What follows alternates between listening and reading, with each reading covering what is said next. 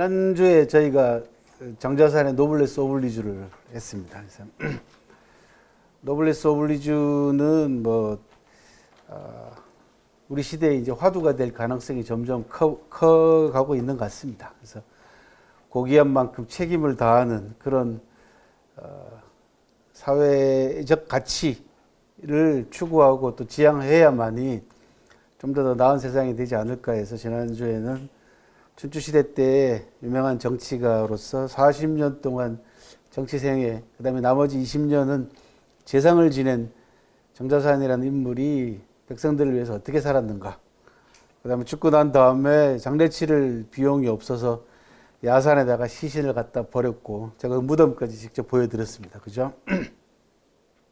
지금은 이제 한국 사회에서 이제 불거져 나오는 각종 적폐 현상들을 가만히 보시면은, 우리 사회가 노블레스 오블리주가 얼마나 절실한가라는 걸 또 뼈저리게 느끼게 만들어주고 있습니다. 그리고 이제 제가 사실 이 초나라 장왕회라는 인물에 주목을 한 것은 작년에 이제 주목을 했습니다. 작년 말에. 보통 연말이 되면은 제가 2017년도에, 16년 말이었죠. 17년도에는 어떤 인물을 집중적으로 부각을 시킬까 고민을 합니다. 이제 사기 속에 나와 있는 인물들 가운데서. 그래서 이 초나라 장왕을 주목을 했는데, 이걸 2017년도 12월 때까지 써먹을 거라고 예상을 했어요. 왜냐하면 정상적으로 갔으면 그때 이제 대통령 선거가 이루어지잖아요. 근데 느닷없이 대통령 선거 탄핵이 되고 5월 달에 대통령 선거를 하는 바람에 단명으로 끝났습니다. 단명으로 끝났는데, 요 단명한 자식을 여러분들한테 새로 이제 따듬어서 보여드리기로 했습니다. 목차는 이런 식으로 진행이 될 것 같습니다. 시간도 우리가 까먹었기 때문에 좀 빠른 속도로 진행을 해보도록 할게요. 제가 이 초나라 장왕 이야기를 잡으면서 한국 사회 전반을 한번 되돌아봤습니다.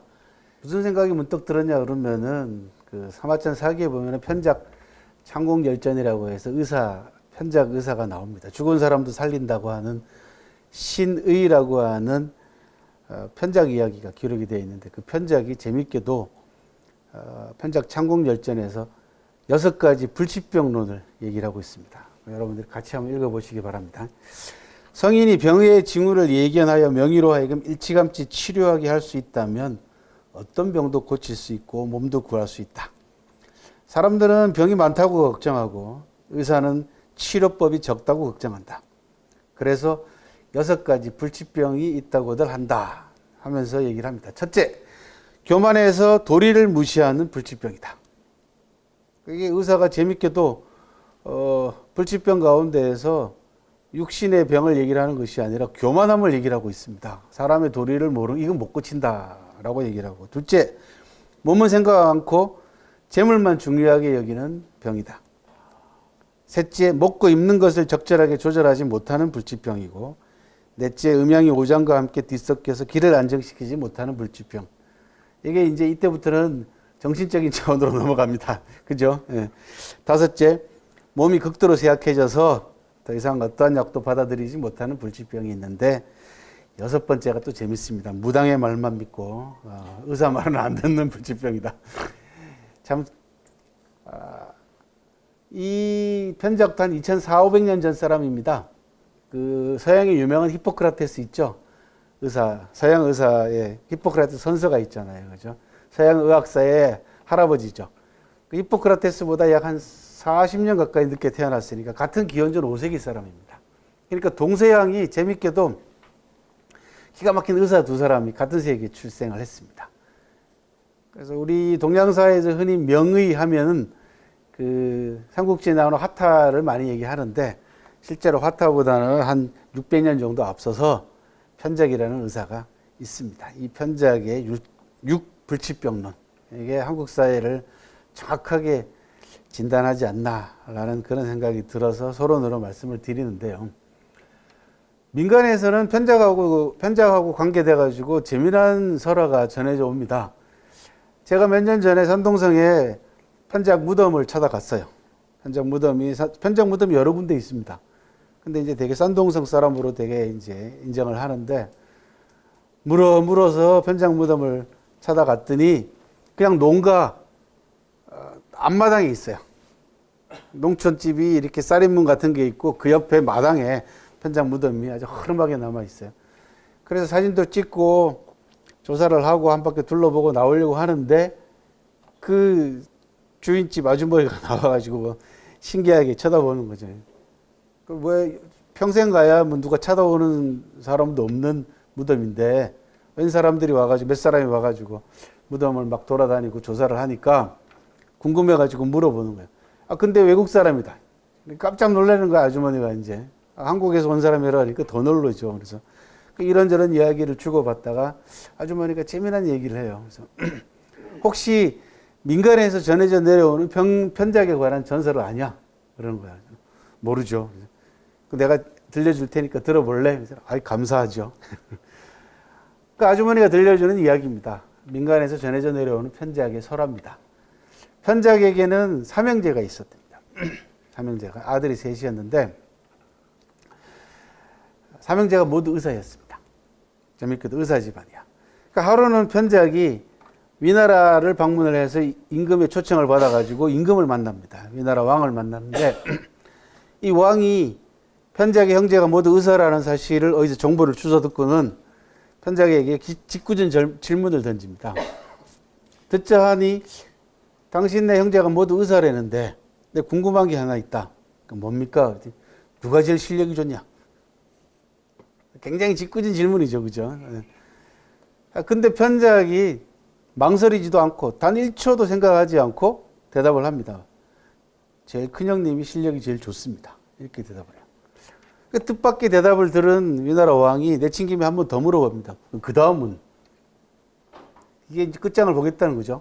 역시 편작이 질문이 떨어지기 무섭게 작은 형이 실력이 좋습니다. 근데 왕이 이제 더 이상 궁금증을 못 참는 거죠. 너네 형들이 그렇게 실력이 좋은데 나는 왜 네 이름만 알고 있냐?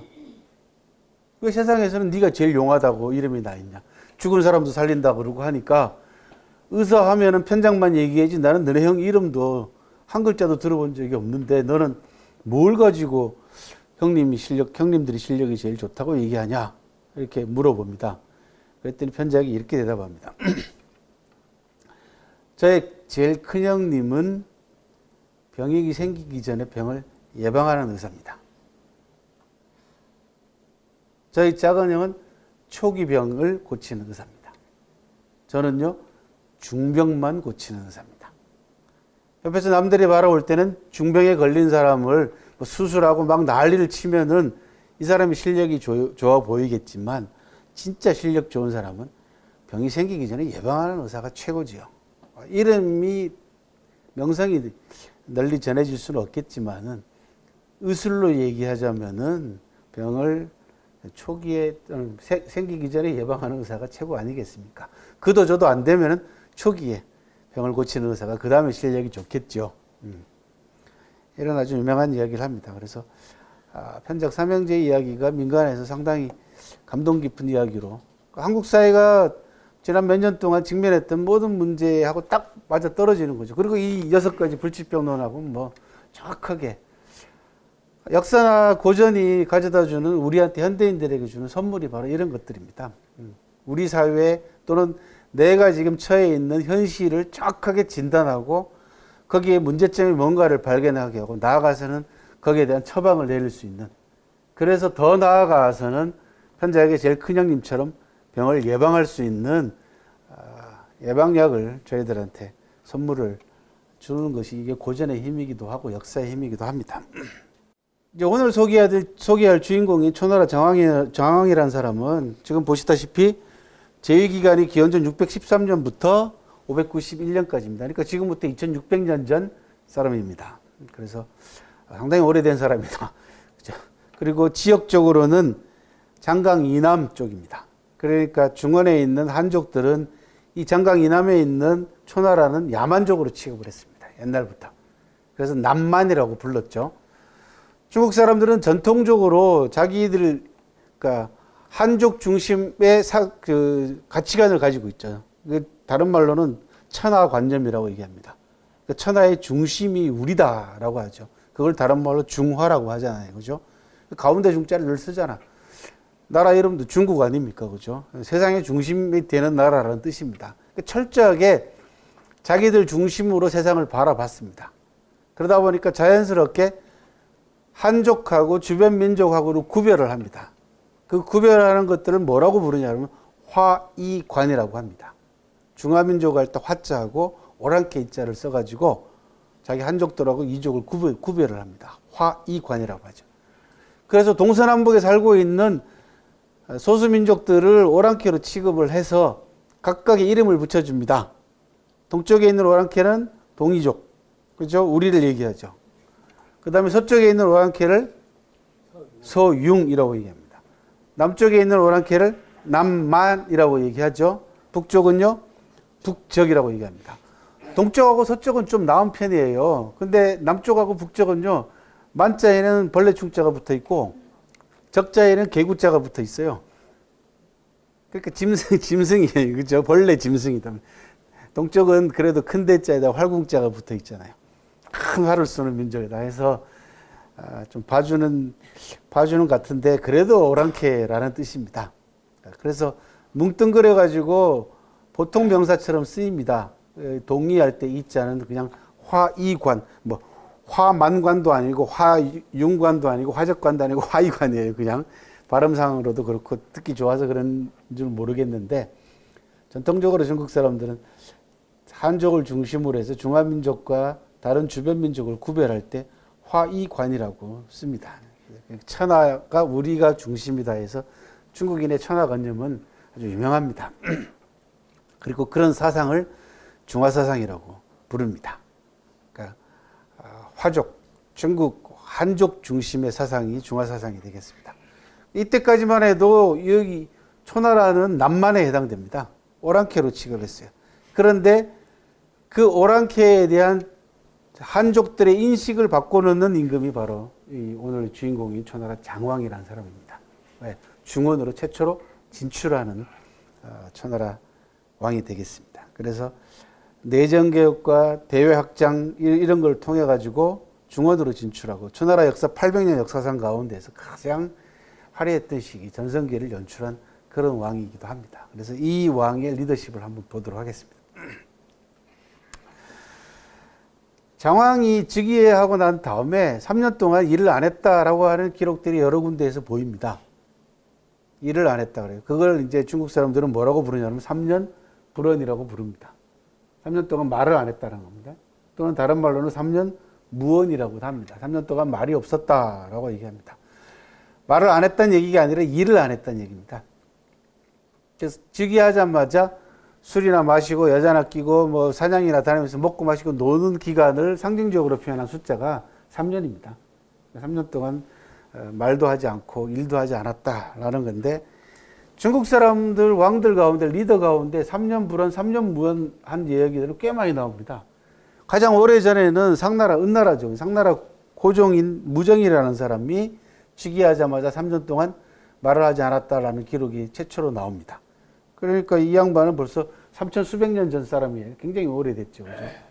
그리고 장왕이 또 3년 무언, 3년 불언. 또 제 나라의 어떤 왕은 9년 동안 말 안 했다는 그런 기록도 있습니다. 그러니까 9년은 이제 극수죠. 상당히 오랫동안 일을 안 했다라는 얘기가 됩니다. 그런데 이 세 왕의 이제 남아있는 기록에 따르면 이런 왕들의 공통점이 뭐냐 그러면 일을 안 하긴 안 했는데 그냥 일을 안 하는 것이 아니라 내 조정이 나랑 같이 일할 이 왕실이 또는 신하들이 어떤 성향을 가지고 있으며 어떤 사람들하고 일을 해야 될지 살피는 시간입니다. 그걸 중국 사람들은 뭐라고 부르냐 하면 심세도시라고 부릅니다.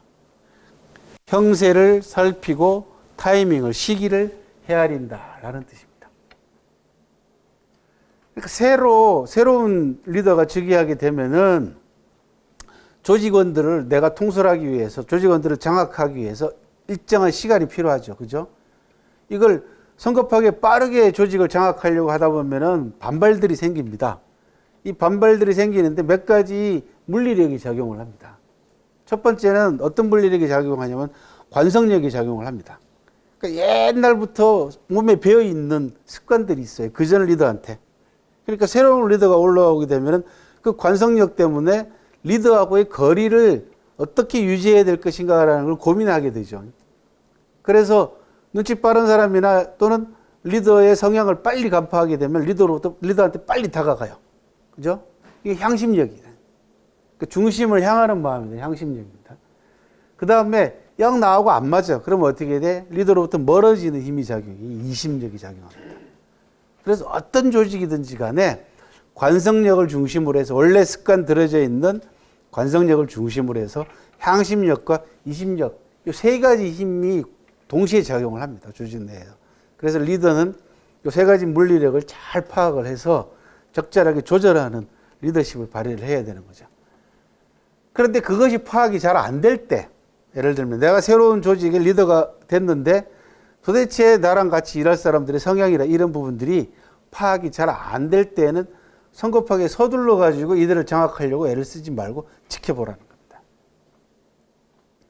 그러니까 이게 왕조 체제에서는 시간이 많잖아요. 그렇잖아요.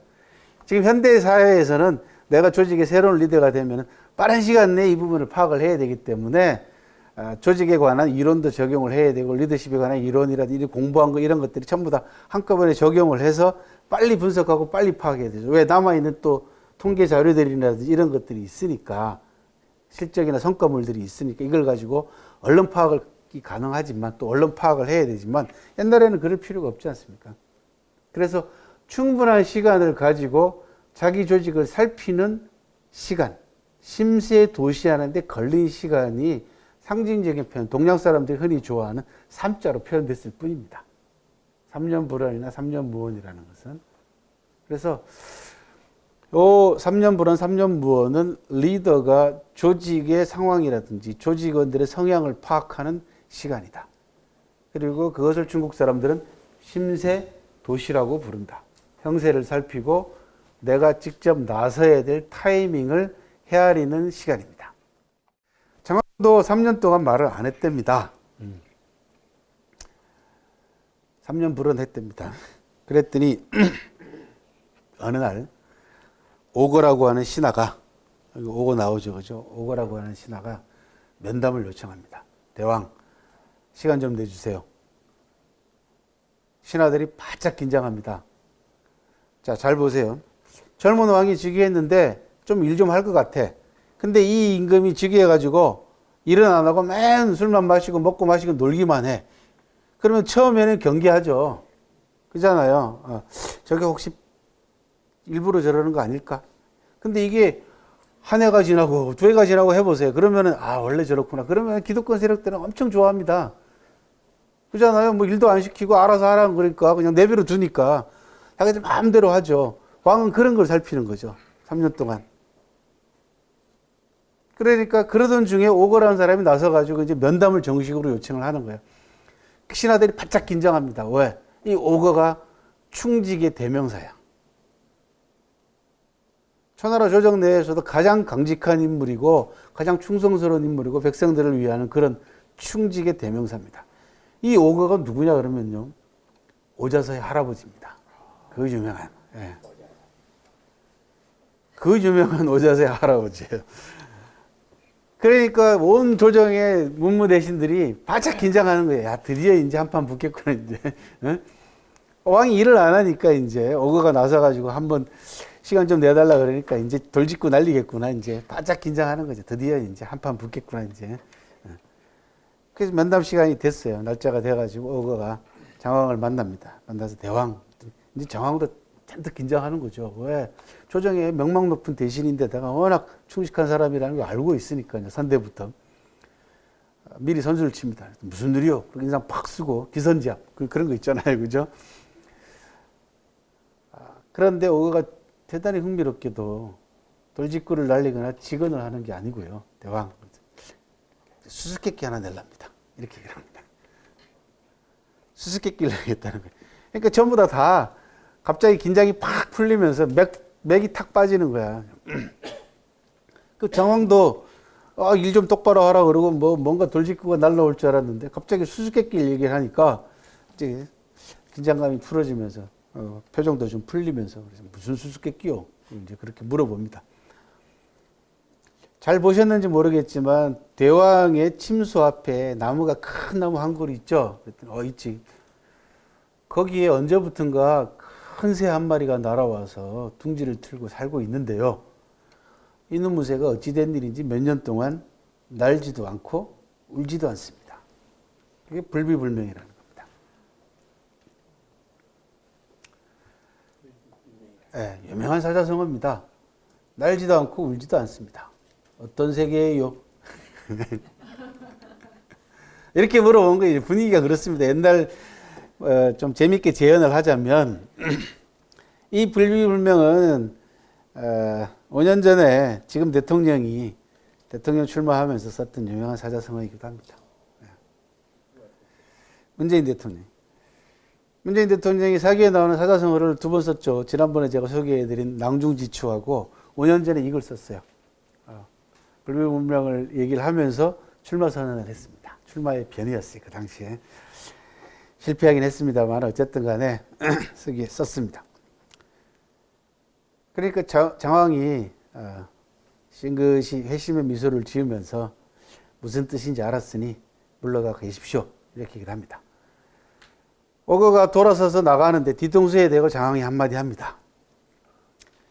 몇 년 동안 그 새가 날지도 않고 울지도 않았다면 내가 어떤 새인지는 잘 모르겠습니다만은 한번 날았다 하면 일비충천이요. 하늘을 찌를 것이며 한번 울었다 하면 세상을 깜짝 놀라게 만들 새입니다. 일명경인입니다. 라고 얘기를 합니다. 그래서 물러가는 오거가 회심의 미소를 짓고 나가죠. 왜? 장황의 뜻을 안 거죠. 이게 옛날 사람들 대화 방식입니다. 참 멋있잖아요. 그죠? 예. 자, 그랬더니 이번에는 소정이 나서가지고 소정이라는 신하가 저도 시간 좀 내주세요. 이렇게 됐어요. 그랬더니 시간을 면담을 하는데 소정은 돌직구를 날립니다. 언제까지 그렇게 먹고 마시고 놀고 계실 겁니까? 일 좀 하시오. 근데 장황은 처음에 즉위하자마자 신하들한테 뭐라고 선언을 했냐 그러면 내가 하는 일에 대해서 잔소리하거나 이러쿵저러쿵 밤나라 대추나라 하면 처벌을 엄벌을 내리겠다 얘기했거든. 그랬더니 내가 처음에 이런 얘기하면 어떻게 할 거라고 경고하지 않았냐? 라고 소정한테 얘기했더니 소정이 얘기를 합니다. 저 하나 죽어가지고 초나라가 잘 되면은 무슨 일인들 제가 못하겠습니까? 라고 얘기를 합니다. 이게 굉장히 의미하는 바가 큽니다. 자, 오거가 수수께끼를 통해 가지고 장황의 심기를 헤아리지 않았으면 만약에 소종이 먼저 장황한테 직언을 가했으면 정말 처벌을 받았을 겁니다. 그런데 오거가 나서 가지고 수수께끼를 통해 가지고 비유법을 통해서 리더의 심기를 헤아려 놓은 상태이기 때문에 이제는 오거가 가서 직언해도 되는 거죠. 그러니까 이제 권력자한테 어떠한 충고를 하거나 충언을 할 때 기계가 필요합니다. 테크닉이. 그러니까 역사 공부 같은 것들이 필요한 이유 중에 또 고전 공부가 필요한 게 그런 거죠. 어느 누구든지 권력을 쥔 사람은요, 자기의 약점을 꼬집거나 바로 대놓고 대거리를 하게 되면, 직언을 하게 되면 다 싫어합니다. 기분 나쁘죠. 저라도 그렇겠어요. 그런데 이런 방식을 통해 가지고 비유적으로 내가 가지고 있는 뜻을 전달하고 상대편이 또 무슨 얘기하는지 알아듣고 대화를 주고받으면 그 다음에 이렇게 소종처럼 직언해도 이제는 별 문제가 없죠. 그렇게 해서 장황이 3년간의 무언 불언을 떨쳐버리고 내쫓아야 될 신하들은 내쫓고 같이 일해야 될 사람들은 일하고 해서 또 중용해야 될 신하들은 중용하고 해서 초나라 내정의 개혁에 돌입을 했다라고 하는 겁니다. 이게 3년 불언에 중국 사람들이 늘 즐겨 인용하는 고사 가운데 하나가 3년 불언입니다. 이게 중국 사람들의 특징입니다. 중국 사람들의 기질입니다. 중국 사람들이 가지고 있는 특성 가운데 하나가 자기 속을 잘 안 드러낸다고 계속 말씀을 드리잖아요. 그죠? 중국 사람이 속이 속을 잘 모르겠다는, 좀 심하게 얘기하면 은큼하다는 그런 얘기 하지만 그게 아니고 수천 년 동안 내려오는 이런 역사적인 맥락이 있습니다. 중국 사람들이. 그런 것들이 훈련을 통해서 자기 몸속에 배어 있는 거죠. 그러니까 원래 그렇다고 제가 늘 말씀드려요. 원래 중국 사람이 그렇습니다. 그러니까 이런 공부를 통해서 중국 사람들을 헤아리고 이해하면은 충분히 우리도 거기에 대응할 수 있고 대처할 수가 있는 거죠. 근데 이게 공부가 안 되고 이해가 제대로 안 된 상태에서 중국 사람들하고 대화를 나누고 하면은 답답하거나 또는 오해하거나 또는 일방적으로 당하는 경우들이 꽤 있습니다. 실제로. 요런 3년 불언의 고사들은 현대 중국 사회도 그대로 적용이 됩니다. 그래서 78년도 등소평이 개혁개방을 표방하고 난 다음에 외교 책략으로 썼던 책략이 도광양회라는 겁니다. 중국이 30년 동안 쓴 외교 책략입니다. 도광양회가 무슨 뜻이냐? 이게 도자는요, 원래 칼집이에요. 칼집. 칼을 집어넣는 칼집입니다. 그래서 동사로 쓰이면 감추다라는 뜻입니다. 칼이 칼집 안에 들어가 있으면 안 보이잖아요. 그죠? 그래서 빛을 감추고 어둠 속에서 실력을 기른다라는 뜻입니다. 다른 사람들한테 눈에 띄지 않게 자기 실력을 감춘 채 조용히 몰래 자기 자신의 실력을 기르는 이런 것들을 표현할 때, 요걸 표현할 때 도광양회라고 합니다. 요게 지난 등소평 시절 30년 동안 중국의 대외 전략이 있어요. 왜? 미국이라고 또 소련이라고 하는 강력한 세력들이, 강대국들이 있단 말이에요. 근데 거기 나서가 땅 크다고 또 인구 많다고 나서 괜히 국력도 되지 않는데 나섰다가는 얻어맞죠. 그러니까 조용히 개혁개방을 추진하면서 외교적으로는 숨을 죽이고 있었던 거죠. 그리고는 급기야 시진핑 때 와가지고 지난번 처음에 소개했지 않습니까? 미국이 나라가 제 아무리 커도 전쟁 좋아하면 망할 수밖에 없다. 그리고 드디어 이제 맞짱 뜨자고 나선 게 지금 30년 넘어 걸렸지 않습니까? 벌써 78년부터 시작해서 40년이 걸렸죠. 40년 만에 중국이 미국에다 대놓고 이제는 당당하게 외치게 된 그런 사회입니다. 이런 자기 자신의 정체를 속이고 실력을 기르는 도광양회라고 하는 국가의 대외적인 전략이라든지 외교적인 책략이 중국 사람들이 가능했던 부분이 뭐냐 그러면 역사적으로 이런 맥락들을 다 가지고 있다는 겁니다. 실제로. 그리고 그것이 몸에 배어있는 상태다 보니까 중국 사람들이 충분히 그걸 참고 잘 정책을 유지해온 결과가 오늘날 중국이 미국과 어깨를 나란히 하게 되는 그런 역사적인 배경과 또 중국 사람들의 그 인내력 같은 것들을 확인하게 되는 그런 현재의 현 주소입니다.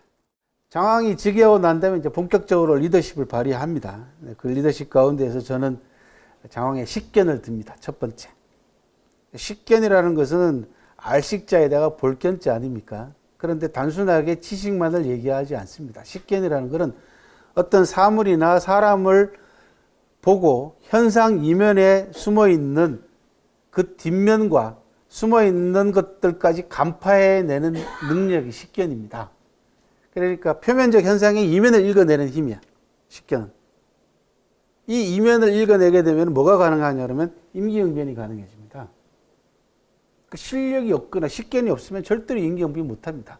임기응변은 꼼수나 장기하고는 차원이 다릅니다. 임기라는 건 어떠한 그죠? 기회를 맞이해서 그 기회에 맞추어서 변화시킨다는 뜻이잖아요. 어떤 일이 생겼을 때, 갑작스러운 일이 생겼을 때 거기에 맞춰가지고 적절하게 변화시키거나 또는 그 상황, 그 상태 자체를 나한테로 맞게끔 끌어당기는 힘을 갖고 있어야 됩니다. 근데 이거는 식견이나 실력이 없으면 불가능합니다. 임기응변은. 우리는 뭐 임기응변에 능하다 얘기하면 되게 그 민첩하거나 영리해가지고 잔재주 같은 걸 부려가지고 장깨 같은 걸 부려가지고 위기를 모면하는 능력으로 알고 있지만 실제로는 그렇지 않습니다. 굉장히 큰 일을 앞두고 또는 큰 일을 당해가지고 상황 변화가 급격하게 특히 전쟁 같은 상황에서 상황이 계속해서 변할 때 그 상황에 맞추는 능력이에요. 임기응변은.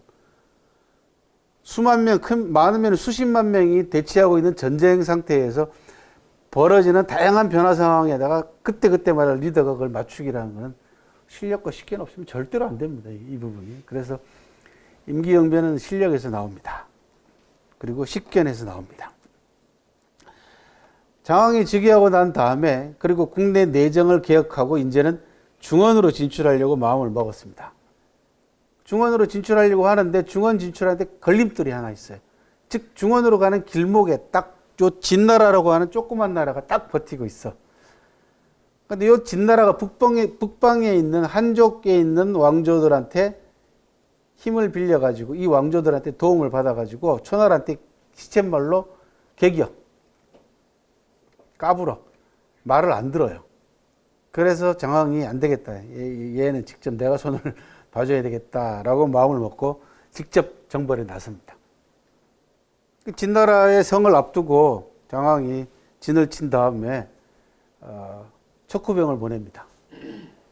그러니까 현재 여러분들이 전투라는 게 뭐 그냥 와 하고 싹 붙는 것 같지만 그렇지 않습니다. 철저하게 그 전에 사전 정보, 상대편에 대한 정보를 입수하고 또 그 정보를 가지고 전체적인 작전을 짜고 그리고 전투에 지에 나가가지고 그 전투에 임하게 되면은 이미 전투를 벌이기 전에 사람을 보내가지고 상대편 내부 상황을 살피게 합니다. 이게 이제 척후병이라고 그래요. 그리고 좀 더 깊이 있게 들어가면은 간첩을 파견하죠. 첩자를 파견해가지고 오랜 동안 정보를 입수를 해야 됩니다. 그래서 초나라에서 보낸 척후병이나 그 다음에 진나라의 내부에 침투해 있던 첩자들이 돌아와가지고 자 진나라 상황이 어떠냐라고 보고를 최종적으로 받고 전투에 임해야 되거든요. 다 복수의 첩자들이 돌아와가지고 또는 척후병까지 돌아와가지고 자 진나라를 칠만하냐라고 물어보니까 이구동성으로 전부 다 반대합니다. 공격해서는 안 됩니다. 왜 그러냐 그랬더니 저 조그만 나라의 성이 어마어마하게 높고 단단합니다. 그 다음에 그 성 앞을 막고 있는 가로지르고 있는 해자 있죠, 그죠? 그 해자가 얼마나 깊고 넓은지 모릅니다. 대왕께서 총력을 기울여 가지고 공격을 하면은 진나라를 무너뜨릴 수는 있지만 아군의 피해가 너무너무 클 겁니다. 그러니까 좀 기다렸다가 공격합시다라고 얘기를 해요. 그랬더니 나머지 다른 장수들도 참모들도 전부 다 반대합니다. 그런데 장왕이 뭐라고 얘기하면 그러면은 공격할 수 있다. 치자라고 얘기를 해요. 그래서 공격을 합니다. 그래가지고 힘 안 들이고 진나라를 굴복을 시켜요.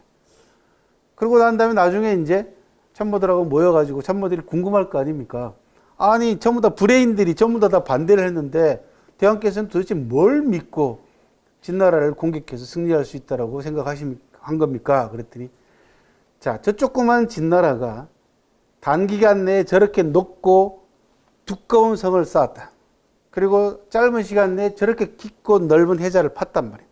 그러면 국력이 엄청나게 소모된 상태라는 거예요. 백성들도 지쳐 있다는 거죠, 지금. 그러니까 지금 쳐야지 기다렸다가 치게 되면 원기가 회복이 되기 때문에 그때는 더 힘들어진다는 겁니다. 그래서 백성들이 지쳐 있고 또는 노예에게 막 지금 불만이 잔뜩 올라가 있을 때 이때 쳐야 된다는 거죠.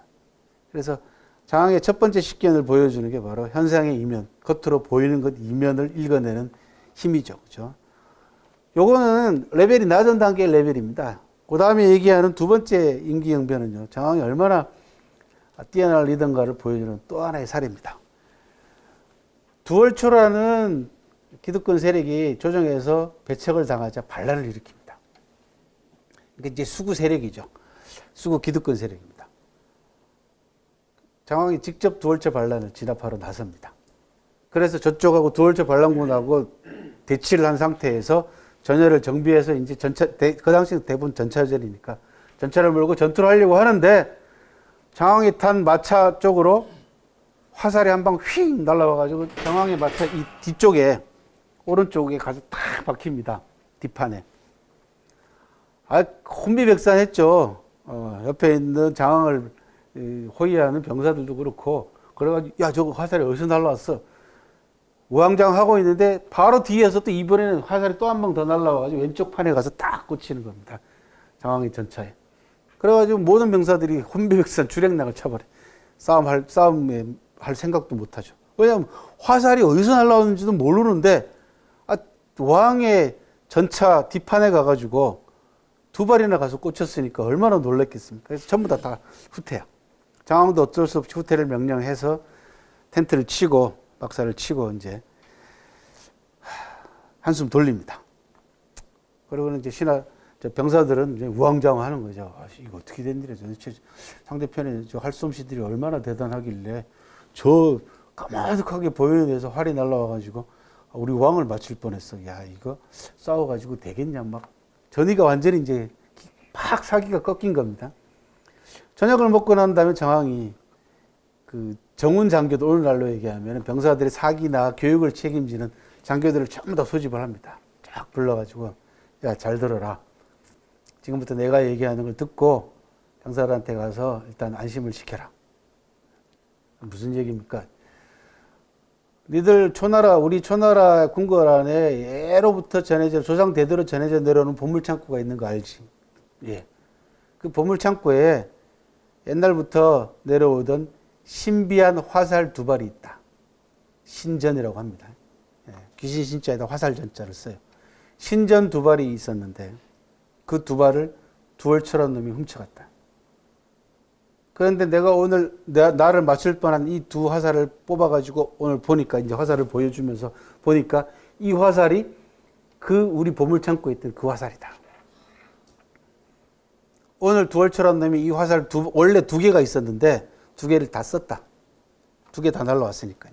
그러니까 걱정하지 마라. 내일 전투에서는 이런 일이 없을 거니까 걱정하지 말고 안심시키고 내일 전투에 임해라. 이렇게 얘기를 합니다. 그리고는 그 다음날 아침에 일어나서 전투를 벌려가지고 승리를 합니다. 실제로. 근데 이게 여러분들 가만히 생각해 보시면 웃겨요. 아무리 화살이 좋아도 아무리 신비로운 화살이라고 해도 활솜씨가 없으면은 그죠? 이게 날라올 수 없어요. 장왕은 재밌게도 그죠? 장왕이 이 정운 장교들을 모아놓고 얘기한 거에는 몇 가지 중요한 함정이 있습니다. 깊이 있게 생각을 해야 될 게 있어요. 첫 번째는 고급 정보입니다. 그러니까 자기만 알고 있는 정보. 그래서 정보의 신뢰성을 높여야 될 거 아닙니까? 다 알고 있는 정보는 정보 아닙니다. 그죠? 고급 정보가 아니야. 나만 알고 있는 정보로 해야지 고급 정보죠. 왜? 보물창고는 아무나 못 들어가요. 왕이나 왕족만 들어가잖아요. 그러니까 자기는 왕이니까 자기가 눈으로 본 거예요. 그러니까 정보는 왕밖에는 몰라. 그러니까 신전 두 발이라는 거는 이미 정보의 중요성이 확인이 됐어요. 안 믿을래 안 믿을 수가 없어요. 그 다음 두 번째, 그 정보를 바탕으로 해서 두 발을 다 썼다고 얘기했잖아요. 그러니까 더 이상 이 화살의 위험에서는 벗어나는 거죠. 안심할 수 있어. 그 다음 세 번째, 장왕은 단 한마디도 상대편의 활솜씨에 대해서는 거론하지 않습니다. 이게 중요한 겁니다. 만약에 리더가 야, 오늘 나 죽을 뻔했다. 야, 이 새끼들 진짜 활 잘 쏘네. 이래 놨으면은 그 다음날 전부 다 호배백산이에요. 병사들이 어떻게 할까? 그 활솜씨 어떻게 견뎌요? 말도 안 되죠. 활솜씨는 한마디도 안 꺼냈죠. 그 다음 더 중요하게 두월철을 도둑놈으로 몰았습니다. 그죠? 예. 훔쳐갔다 그랬잖아요. 도둑놈으로 몰았어요. 그러니까 저 도둑놈이는 도덕적이나 윤리적으로 우리의 적이단 말이에요. 그렇지 않아도 반란군인데다가 저게 도둑질까지 한 놈이야. 그러니까 우리 아군들의 전의를 불태우는 데 있어서 좋은 소재 가운데 하나죠. 그죠? 이거 여러분들 제가 얘기하면은 에이 그거 별거 아닐 것 같죠. 실제로 이런 걸 당하고 나면 리더들은 웬만해가지고 이렇게 못합니다. 자, 그러면 문제는 뭐예요, 이제?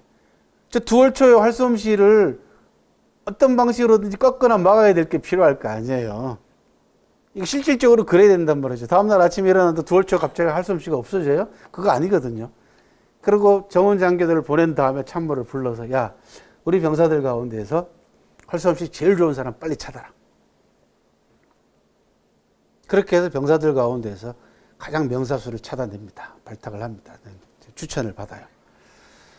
중국에서 명사수, 활을 잘 쏘는 사람한테 쓰는 사자성어가 있죠. 뭡니까?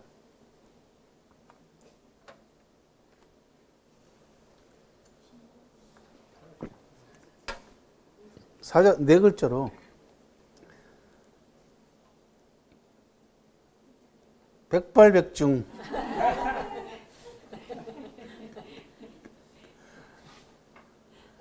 이 백발백중의 주인공이 지금 장왕한테 발탁된 병사예요. 그 이름이 누구냐? 천하의 명사수 양유기라고 합니다. 나중에 이제 중국책 보시다가 여러분이 양유기가 나오면은 아, 백발백중 그렇게 생각하시면 돼. 이게 중국 역사상 제일 활을 잘 쐈던 사람입니다. 양유기가. 그 양조기가 와요. 그래서 양조기한테 장왕이 이렇게 얘기합니다. 내일 아침에 날새에서 전투가 시작되면 네가 두월초 약을 좀 올려라. 약을 바짝바짝 올려가지고 1대1로 맞대결을 해라. 저놈은 지금 지 활솜씨 때문에 기고만장해 있을 거다. 왜? 거의 나를 죽일 뻔했으니까, 그죠? 그러니까 네가 1대1로 맞대결을 신청을 해가지고 약을 올려라. 그래가지고 결국은 양육이가 두월초를 약을 바짝바짝 올려가지고 1대1로 진짜 맞짱을 뜹니다. 그래서 각자 서 있는 자리에서 발을 움직이지 않고 몸만 이렇게 해가지고 피하기로 해서 3발을 쏘게 합니다. 각자 한 발씩. 결과적으로 양육이의 제일 마지막 3번째 화살이 두월초를 맞춰서 결국은 죽여요. 그렇게 해서 전투를 승리로 이끌었다라고 하는 장왕의 식견을 그리고 임기응변을 보여주는 대표적인 사례가 남아 있습니다. 이게 리더들이 할 수 있을 것 같아도 잘 안 됩니다.